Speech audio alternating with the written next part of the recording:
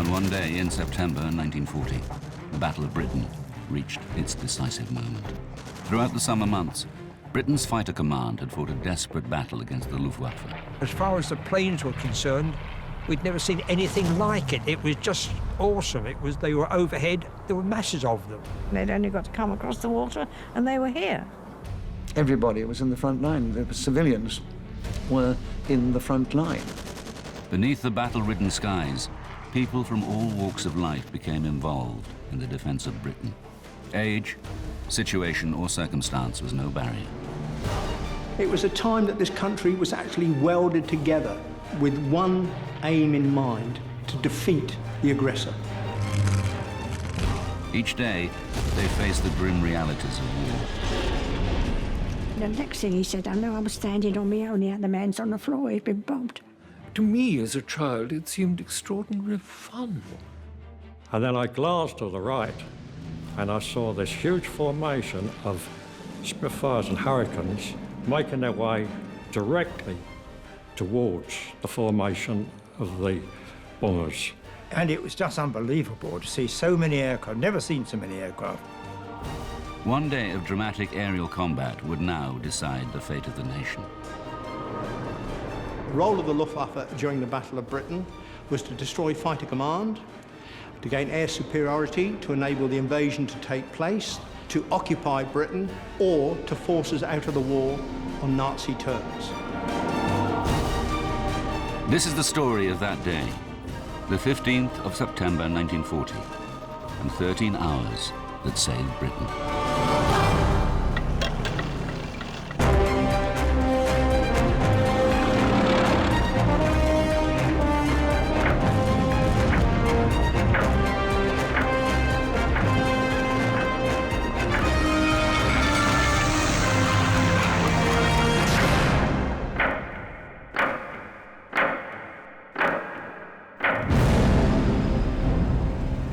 Hitler's Nazi Germany dominates Europe. His armed forces have swept across the continent, crushing all opposition. Of his enemies, only Britain remains undefeated. The rest of Europe was either in thrall to Nazi Germany or had been conquered. Poland, Denmark, Norway, France, Belgium, Holland, Luxembourg, these countries had fallen. So Germany was at the peak of his powers. Hermann Goering, head of the Luftwaffe, believes that attacks by German Air Force alone can bring Britain to its knees. He has promised the Führer that the Royal Air Force will be swept from the skies. The German Air Force had concentrated on the Royal Air Force, both in the air and on the ground, the fighter airfields.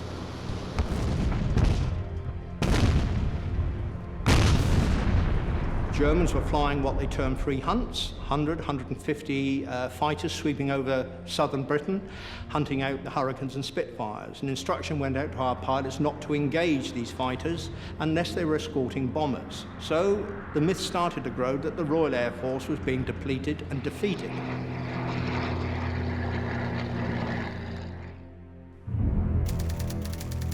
The following events take place between 6:30 a.m. and 7:30 p.m. 13 hours that proved a turning point in the war with Germany.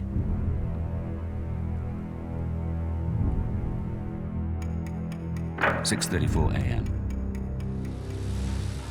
Sunday dawns for a country that has lived in fear of invasion for more than 3 months. We had the Germans knocking at the door. If the Air Force had been overwhelmed, they would have been in London within a week or so. We couldn't have stopped it.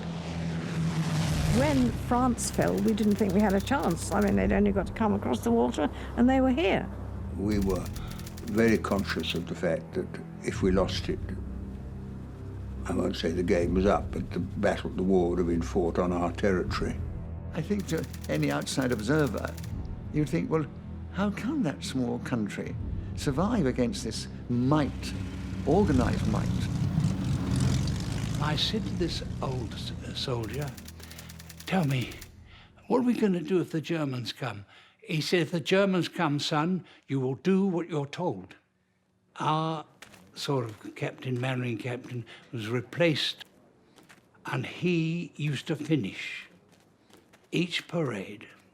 Before I dismiss you, remember, boys, take no prisoners, shoot the bastards. And your motto is, kill the Boche! And then he'd go with his revolver, kill, kill, kill. It encapsulates the exact attitude of the British people at that time. Britain's air defence network prepares itself for the 13 hours ahead. The air defence of Great Britain was divided up into 4 fighter groups. 10 group covering the southwest, 11 group London and the southeast, 12 group the Midlands, east coast, and number 13 group defending parts of the northeast Scotland and Northern Ireland. As the day begins, one squadron from each sector is brought to readiness. The integrated air defence of the United Kingdom is all down to the foresight of Sir Hugh Dowding.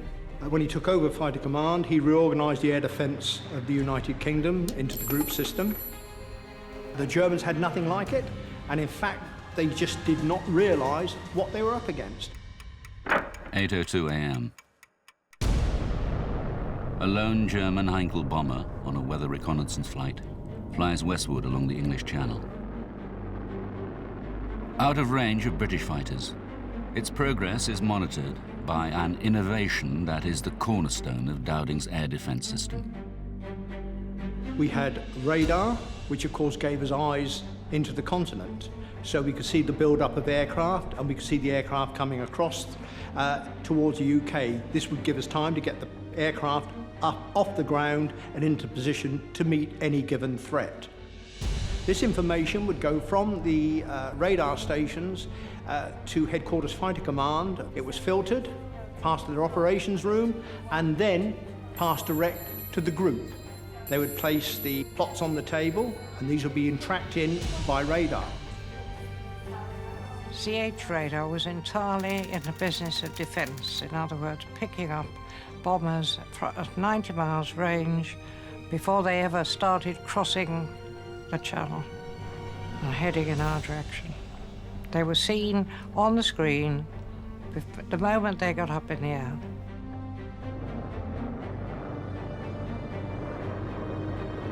The course flown by the lone Heinkel eventually brings it within range of British fighters. The controller of the day would watch this. He would then alert whichever sector station he wanted. The sector controller's job was to get his aircraft off the ground, to vector them towards the enemy formations. The sector controller scrambles 2 Hurricanes from Exeter to intercept the intruder.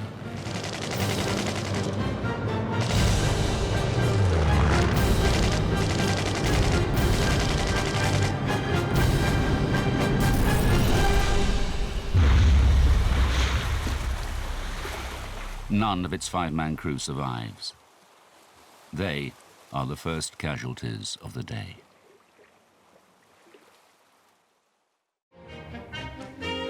For the people of southeast England, increasingly accustomed to living in the shadow of war, it's a Sunday morning like many others. But it will not be a day of rest for many. For up picking is round again, and the family is setting out on its pilgrimage to the green fields of Kent. For some children, it is the start of another day of a working holiday in the countryside, far from the dangers of war. We used to go to hot pick on the same farm every year in September. Now, it was traditional to wait for, we used to have 2 notifications about 10 days before we actually went, when Mum and Dad used to get a card saying, we booked a bin and hut for you. Because you was agriculture workers, that time, 1940, you got extra rations. Summer term of 1940, attending Dartford Junior Technical College, and a notice came round asking for volunteers to go fruit picking in the coming autumn. Apparently, all accommodation, food would be provided free of charge, and we'd be paid for the work we did. In the East End of London, Mary Sterry is looking forward to a big family occasion. My uncle was getting married. We didn't know the girl he was getting married, but we were told that she was a young actress. We had been invited to the wedding. My father, all us kids, the one getting married, Uncle Tom, was younger than my dad. And they didn't want us to go, did they? But, oh, we went. Herbert Hurry is getting ready to join his workmates for a fundraising football match. I played a lot of football, and in my time I played on one or two decent grounds, but they knew that at work, and that, but my foreman was a decent type, and he said, if you clean my car, I'll let you off to play football. We used to play down by Wormwood Scrubs, and attract 1,000 people on a Sunday. 9 a.m. While London stirs into life, at bases in occupied France, Luftwaffe aircrews prepare their aircraft for a major attack. One they expect to be decisive.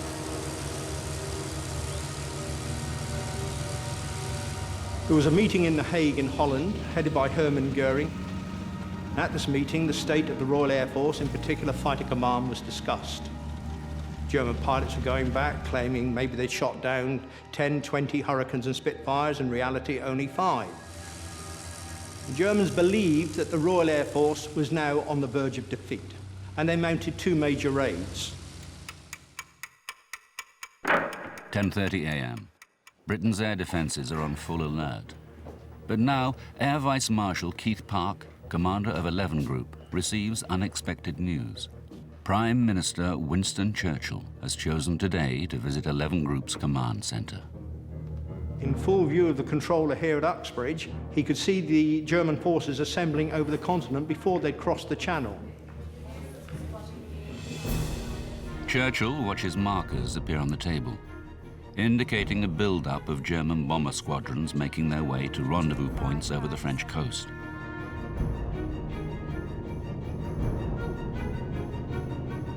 Starting from a few aircraft coming over or near England and the south and east coast, to suddenly having to put up 250 plus was very, very scary. Because you couldn't imagine that many aeroplanes coming over. And were we going to survive? 11:05 a.m. 2 squadrons of Spitfires from 11 Group are scrambled from Biggin Hill. Climbing fast, they set course for their allotted patrol area 25,000 feet above Canterbury. The system swings into action as Park's controllers scramble more squadrons. Somebody would tell you that there were 200 plus, 100 plus, 50 plus coming over. A raid did build up, well, like a thunderstorm.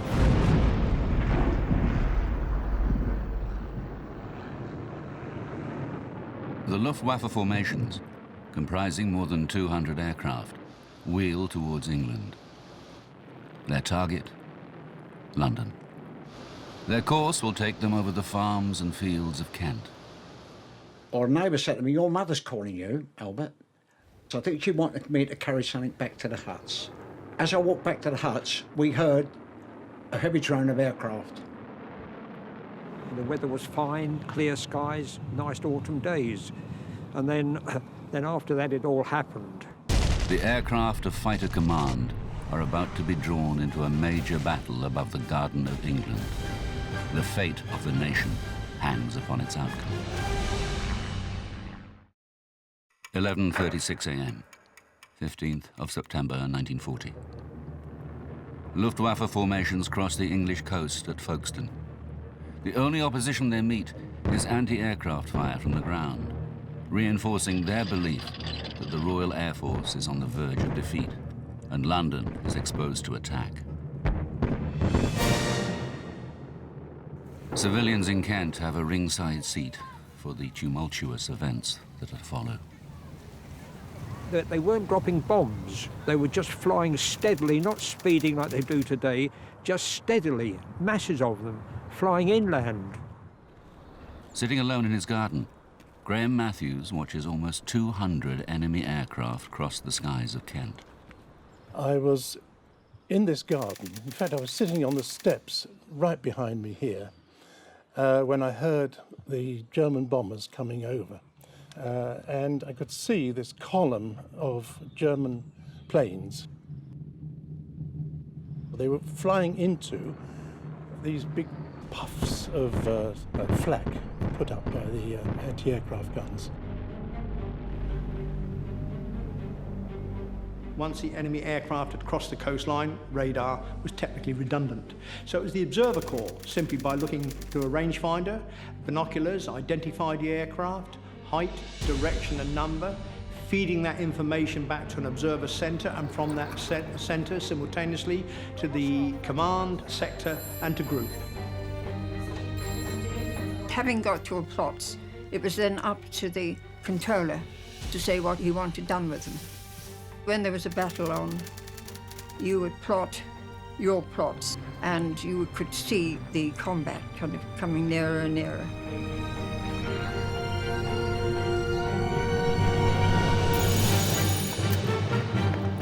Precise information on the raiders' progress is relayed to RAF fighter squadrons.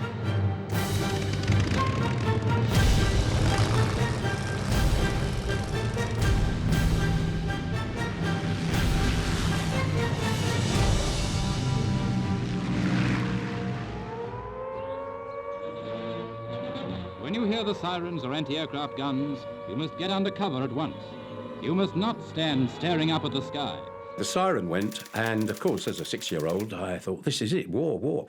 So I zoomed out to the front door and stood there waiting to see all the soldiers with their guns and firing and shooting and sword fighting and all that. Nothing.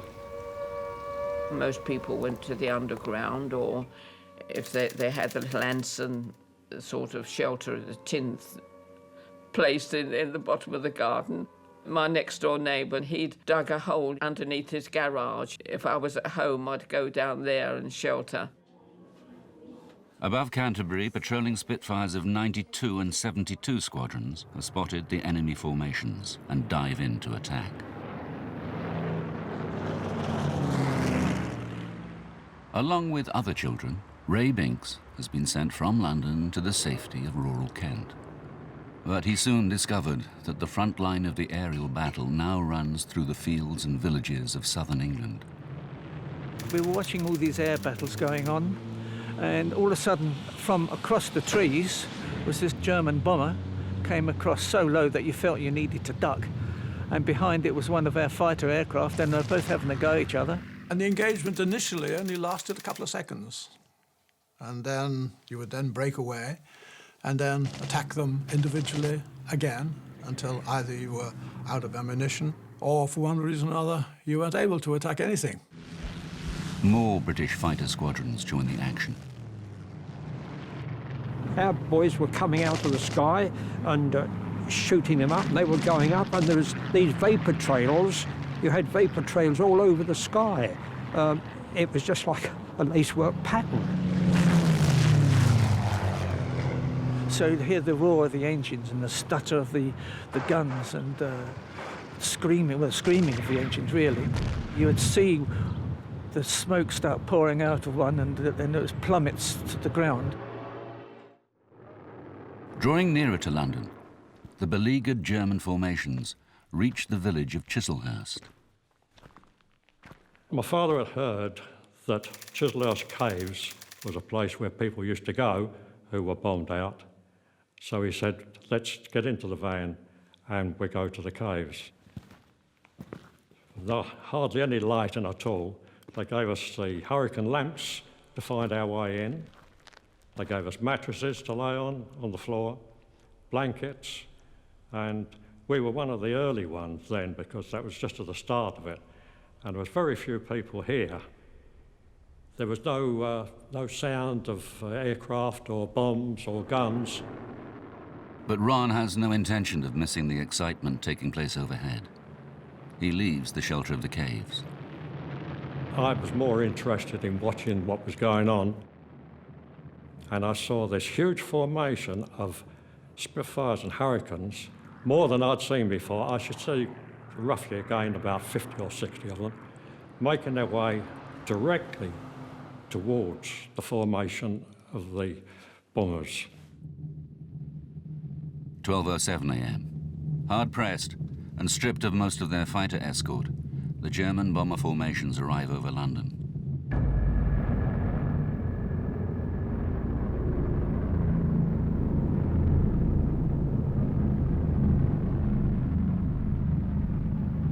You could hear the throbbing of these aircraft. It was pretty eerie, I must say.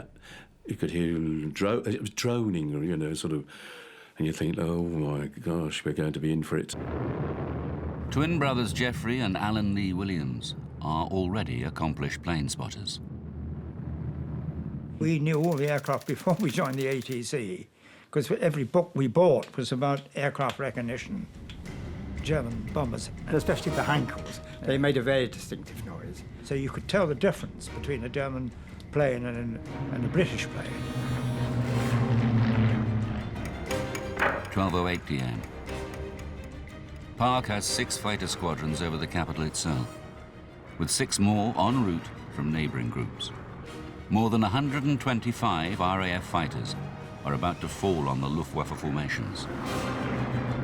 Once the fighters were up there was no anti-aircraft fighting.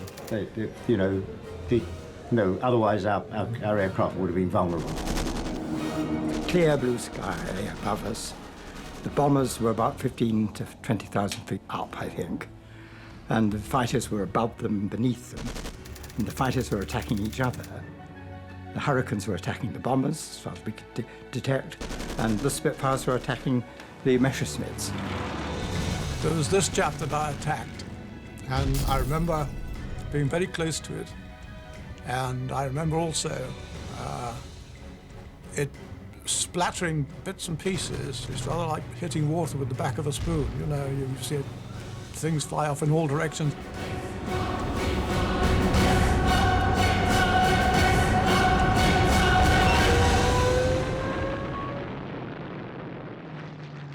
High over London, 5 squadrons from 12 Group now into the fray. There were that many RAF fighters in the sky, technically they were getting in each other's way. You got yourself tangled up with these things with black swastikas and crosses on them and things. Occasionally, you would find you were mixed up in a dogfight and a Spitfire would whiz past and you'd think, there's somebody else here as well, a friend. But otherwise you didn't see them. You lost contact with all your own aircraft after all. 1 minute the sky was a tangled mass of whirling aircraft and you fastened onto one and went off in one direction. And by the time you'd finished with that, you looked around, there was nobody to be seen anywhere. Looking up, I couldn't tell which was which. I mean, to me, they looked like giant moths playing You're It. But I couldn't tell which was ours and which was theirs. For the German airman, as he crossed over, believing that the Royal Air Force was defeated, to be confronted by another 50 to 60 Hurricanes and Spitfires, you can imagine how their morale felt.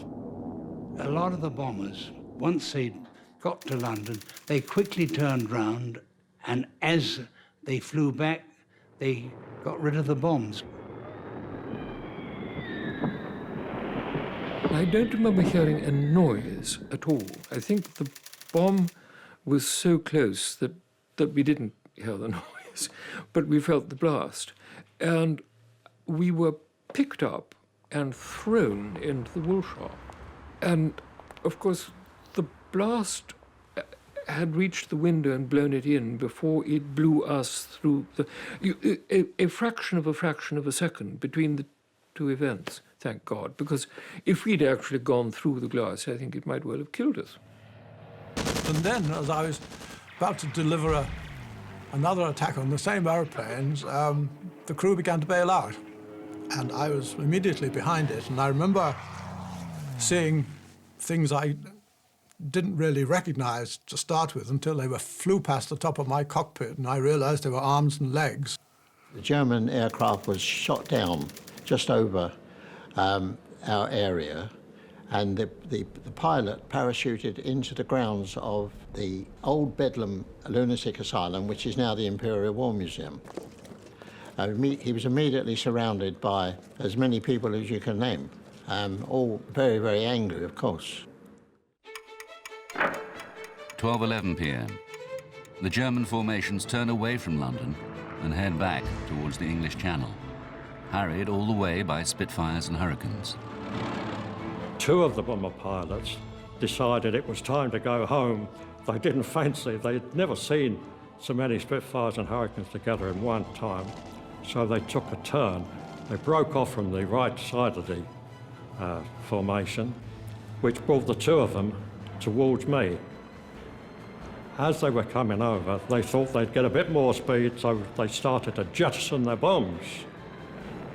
One of the bombs came down quite near me, but being young and energetic and quite fit, I was able to run. I felt the blast of the bomb, but I managed to keep my feet. I ran into the caves. Well, when the German formation started its retreat from London, RAF fighters were concentrating on trying to bring the aircraft down.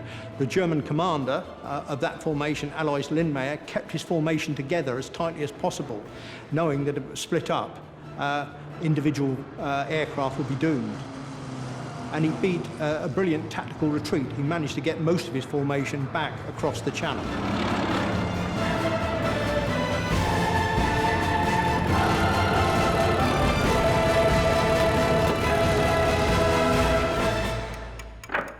(12:55 p.m.) All clear sounds over London and the southeast. When we came out, we saw that our house and business, which was a fruiter's and greengrocer's belonging to my father, was completely ruined. Everything was smashed to smithereens, had nothing left at all. I had a friend at school and we decided that we'd meet up at the weekend and I would cycle over to his house. When I got to the cottage, there was just a heap of rubble. There was the house gone. I leapt up and opened my window, and sure enough, there in the gutter was a big, plump chicken. I shouted to my little tiny brother at the time, "We're going to have chicken tonight, Dave." It turned out that what our dead chicken was that there was a very plump lady who was in the houses down the road, and it was that much of her arm that had got blown and onto our roof. That was suddenly a little boy growing up very quickly and thinking war is not much fun. They asked me to carry mugs of tea to the firemen who were still fighting the flames, the ambulance people who were still dealing with people who were trapped in some of the burnt buildings. We stayed there, I think, till most of the day, until the fires had all calmed down. But it was an experience that's impinged on my mind to such an extent, it'll never go away. 1 p.m. In the operations room of 11 Group, the plotting map is cleared of enemy markers. The Luftwaffe attack has been heavily disrupted.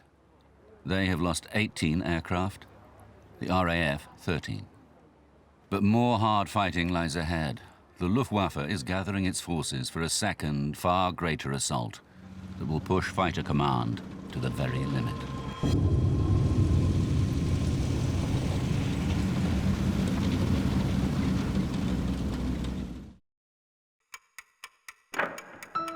(1:05 p.m., 15th of September 1940. German bombing raids have shattered the peace of Sunday morning. The people of London and southeast England begin dealing with the aftermath of the raid. Some discover more than just debris and destruction.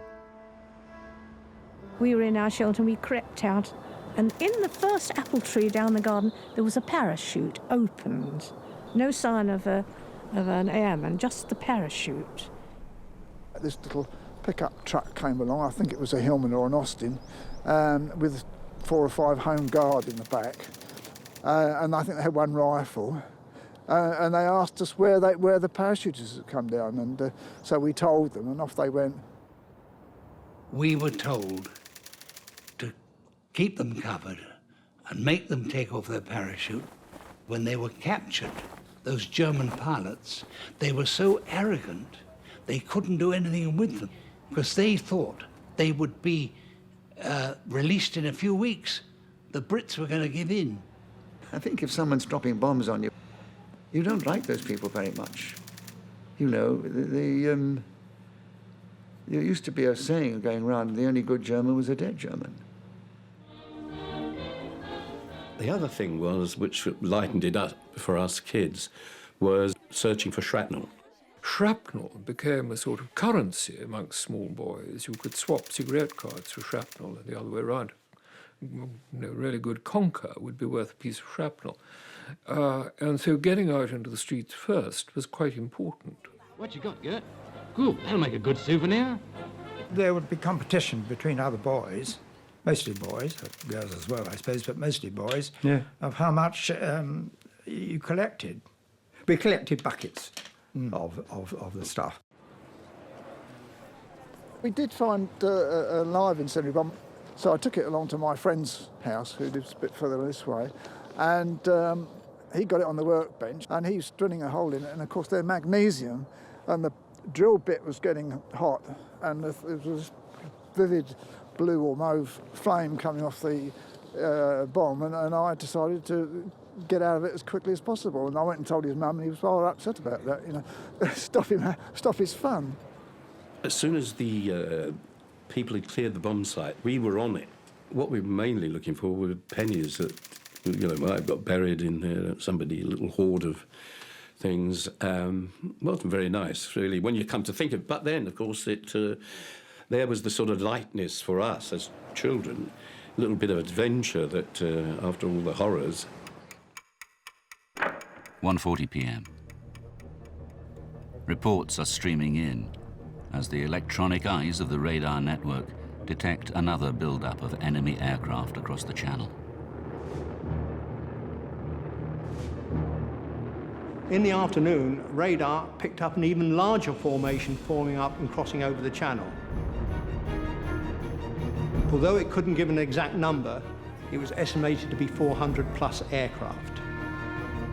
Our aircraft, of course, after the morning raid, had returned to ground to rearm and refuel, and were back up in the sky to meet this threat. The Luftwaffe forms 3 huge columns of aircraft. This aerial armada is determined to batter its way through all opposition. We didn't really know what to expect. Well, we were all praying that the Air Force were going to be strong enough to hold out.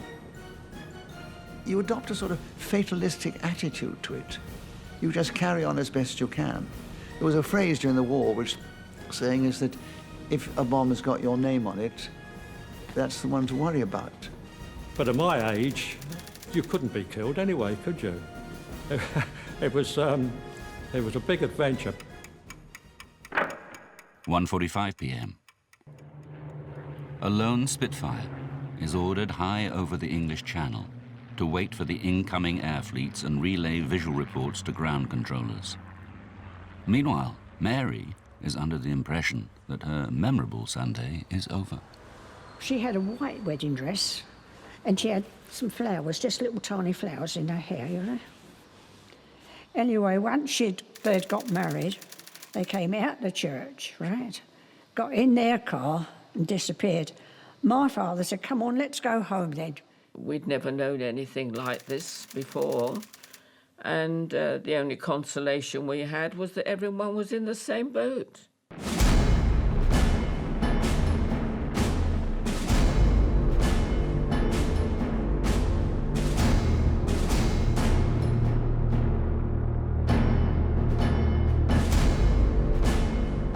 "26,000 feet above the English coast, the lone, forward patrolling Spitfire spots the incoming German formations. 5 minutes later, more than 450 enemy aircraft begin to cross the English coast. As each of his squadrons returns to combat readiness, Air Vice Marshal Keith Park orders them airborne once more. And again, he requests help from neighbouring groups. Okay, chaps, rumble. 2:05 p.m. 275 fighters are scrambled to face more than 100 bombers, escorted by over 350 enemy fighters.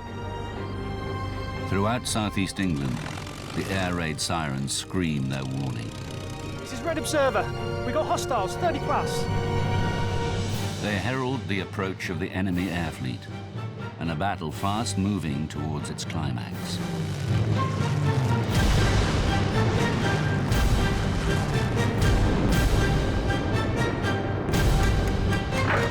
2:14 p.m. The first clashes take place high above Romney Marsh, as 3 Spitfire squadrons throw themselves into a steep dive to attack the enemy formations. I saw all these hundreds of Germans coming in, and we went in as a squadron to attack the bombers. So I went in at this Heinkel. They were in close formation, and the gunner never fired back at me, and I always thought that somebody had been at him first. But anyway, I got an engine blazing. So the Spitfires had come down to see to them, and the 109s would come down to attack the Spitfires.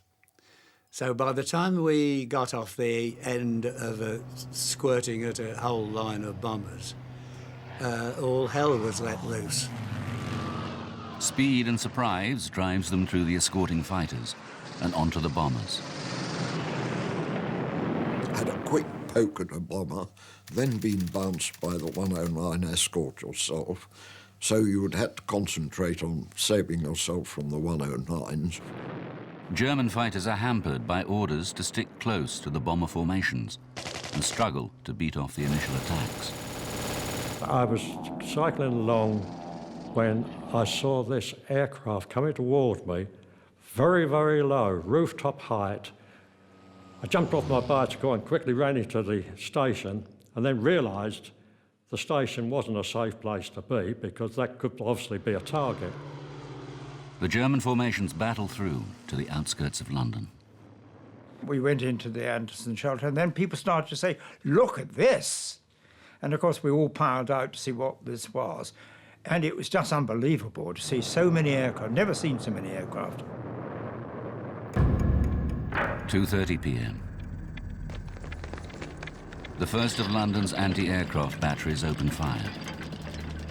With little more than 200 heavy guns available, London is desperately short of anti-aircraft artillery. But the barrage unsettles the approaching bombers and acts as a beacon for British fighters. The first thing we'd see is the cloud of anti-aircraft fire. We seldom saw aircraft in the air because you could pass 500 aeroplanes flying in the opposite direction 2 miles away and not see a thing. All we used to see were the anti-aircraft shells bursting, and we would fly towards them, and then in the middle of those, of course, would be the bombers. In fact, we used to say that the only useful thing that the anti-aircraft did was to provide the puffs in the air, which enabled us to see the bombers. My chum came in, all his clothes had little holes in it, and it was shrapnel from the big guns from the parks, you know, and all the shrapnel had gone through him, burnt holes all over his suit. Stretching out over town and countryside, 60 miles back to the English coastline, the sky is dotted with twisting, turning aircraft and streaks of vapour and smoke.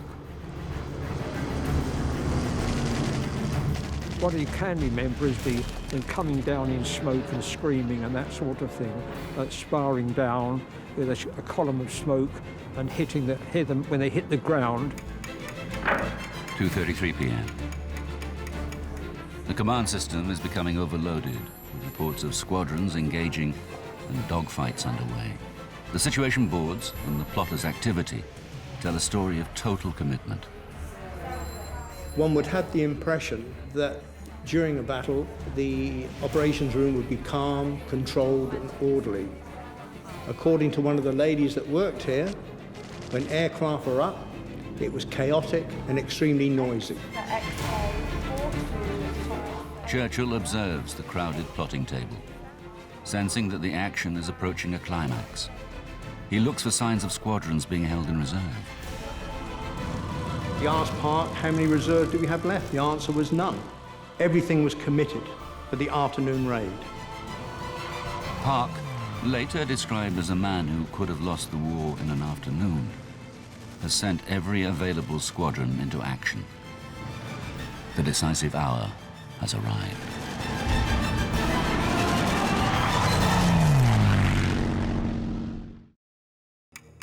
(2:45 p.m., 15th of September 1940. The battle rages over southeast England. Every available RAF fighter squadron is airborne and committed. British pilots are pushing themselves to the very limit. But inevitably, bombs begin to fall on the capital. By the time they arrived over the city, London was covered in cloud. They could not see their target, so they just threw their bombs out indiscriminately. All of a sudden, there was this tremendous thump, and the house shook. And I heard a bomb drop quite close, and then another one much closer. And I remember thinking to myself, I hope there's not a third. But there was. All the lights went out. It was pitch dark. All the dirt and dust came up from the floor. Everyone was choking. But fortunately, we were alive.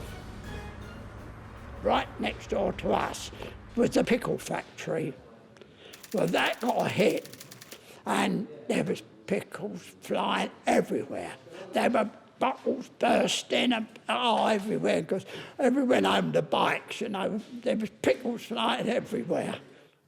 Bombs dropped, and they dropped with a hell of a bang, and windows got blown in, and roofs got blown off, and very strange things happened to houses. You'd get them sliced right through, and there'd be a gap, and you'd see all the wallpaper of all the rooms of that house that was still standing. But these were the ghosts of the house that had gone. I remember coming out of the church and realising that we was being bombed. Or my dad said, undercover, undercover. There were so many bombs falling then, and they were falling down, believe me. Because the bombs was falling down, we was running here, there and everywhere, trying to get out of the way. We went into the shelter, except my brother who wanted to go home with his wife and the baby. The bomb came down at the front of the shelter and pushed him down on top of his wife and the baby, so they were saved, but he was gone. And that was the last time I see him. During the war, people got killed, but you never looked at it from that point of view. I suppose the fighter pilots were the same, really. They just glad till they shot someone down. It was either them or us.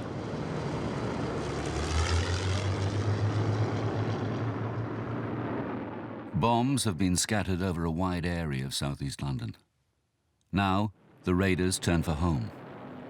Their escort fighters have already left with barely enough fuel for the return flight.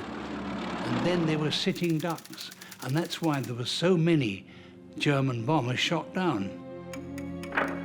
3:15 p.m. As the retreating bombers reach the Channel, they are met by fresh German fighters, hastily dispatched from bases in France. Fresh British fighters, racing towards the battle from bases in Exeter, engage them. But British fighters are forced to abandon the chase. They are low on fuel and ammunition, and forbidden to pursue the enemy out across the sea.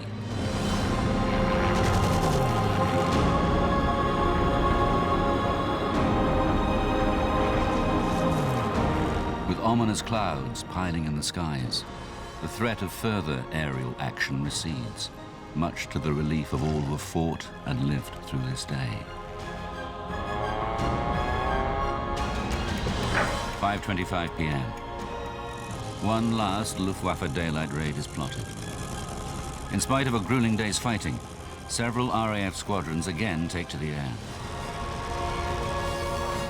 The enemy raiders are a fast hit-and-run force of fighter bombers, targeting the Spitfire works at Southampton. But they are driven off without loss to either side. For Fighter Command, it is their last major action of the day.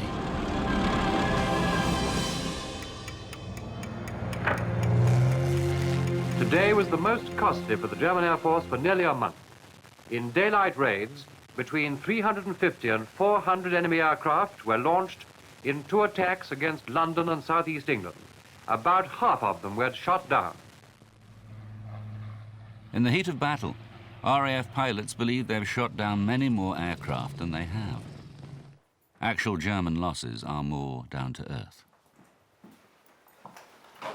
The Luftwaffe has lost 79 aircraft and more than 130 aircrew, compared to RAF losses of 29 aircraft with 12 pilots killed. Nonetheless, it represents a stunning victory. It was a defining point in the war. 2 days later, Hitler postponed Operation Sea Lion. He realized that the Luftwaffe had not defeated the Royal Air Force, therefore the invasion could not go ahead. And you felt so proud of these wonderful young men who was defending us. Yes, I mean, they were, in that sense, heroes to us. These were people who were giving their lives and protecting us. And if I could have, learned how to fly an airplane, I'd have been up there. I wouldn't, of course. My mother wouldn't let me. The 15th of September 1940 was the finest hour in our history, because we came so near to defeat. It was a time when Hitler thought he would be able to bring us to our knees, and he failed. It was just, a remarkable outcome, and here we are to tell the story. When we were at an air raid shelter, when an RAF pilot came in, and people stood up. Yes, oh yes. And applauded him. Yes, yeah. He was only a young chap, very embarrassed, no medals, but he had his, wings. He was waiting, I think, to do great things. But he looked so young, but everyone stood up in that shelter. And rather like a theatre performance, they applauded him. The fighter squadrons, a highly organized defense system, and the national spirit of resilience have taught the Nazi regime an abrupt lesson. It is their first military defeat. There will be bombing raids on British cities under the cover of night. There will be 4 more years of hard fighting. But Britain itself has been saved. The British people have maintained their freedom and secured their island home from invasion.